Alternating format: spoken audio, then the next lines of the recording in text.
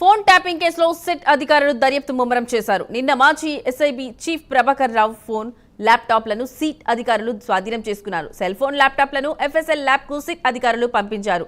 ఇవాళ మరోసారి విచారణకు రావాలని ప్రభాకర్ రావును సిట్ అధికారులు ఆదేశించారు. ఇక ఇదే అంశానికి సంబంధించిన మరింత సమాచారం మా కరెస్పాండెంట్ కుమార్ ఫోన్ ద్వారా అందిస్తారు. కుమార్, చెప్పండి, ఈ సిట్ విచారణకు సంబంధించి మీ దగ్గర ఉన్న లేటెస్ట్ అప్డేట్స్ ఏంటి? Thank you Lakshmi. తెలంగాణలోని సంచలనం రేపుతున్న ఫోన్ ట్యాపింగ్ కేసులోని ప్రధాన నిందితుడుగా ఉన్న స్పెషల్ ఇంటెలిజెన్స్ బ్యూరో మాజీ చీఫ్ ప్రభాకర్ రావు ఇప్పటికే ఏదైతే అనేక విచారణలకు అయితే ఎదుర్కొన్నారు. ప్రస్తుతం ఏమనుగా ఉన్న ఆయన ఇటీవల ప్రత్యేక దర్యాప్తు బృందం అధికారులు అయితే ప్రశ్నించారు. తాజాగా నేడు మరోసారి ఆయన సిట్ విచారణ అయితే హాజరు కాబోతున్నారు. హైదరాబాద్ లోని జూబ్లీ పోలీస్ స్టేషన్ లో ఏర్పాటు చేసిన సిట్ కార్యాలయంలో ఈ రోజు అయితే ఆయన విచారణకు అయితే హాజరు కాబోతున్నారు.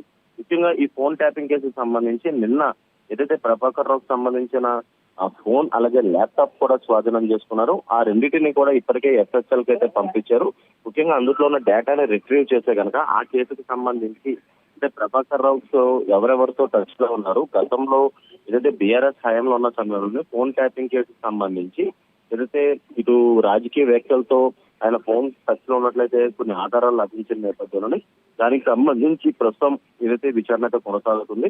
అలాగే మరొక పక్క ఈ కేసుకు సంబంధించి ఇప్పటికే పలువురు నిందితుల స్టేట్మెంట్ రికార్డ్ చేశారు. అలాగే మరొక బాధితుల స్టేట్మెంట్ కూడా రికార్డ్ చేయడం జరిగింది.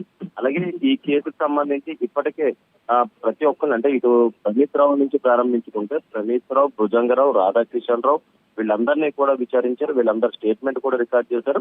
అలాగే వాళ్ళ స్టేట్మెంట్ ఆధారంగా ఇప్పటికే పలుమార్లు సిట్ అధికారులు ప్రభాకర్ రావు అయితే విచారించారు. అలాగే ఈ రోజు మరొకసారి ఏదైతే విచారణకు రావాలంటూ కూడా ప్రభాకర్ రావుకు ఆదేశం జారీ చేస్తున్న నేపథ్యంలో ఈ రోజు ఉదయం 11 గంటల సమయంలోని ఏదైతే జూబ్లీ పోలీస్ స్టేషన్ లో సిట్ అధికారుల ముందైతే ప్రభాకర్ రావు అయితే హాజరవుతారు.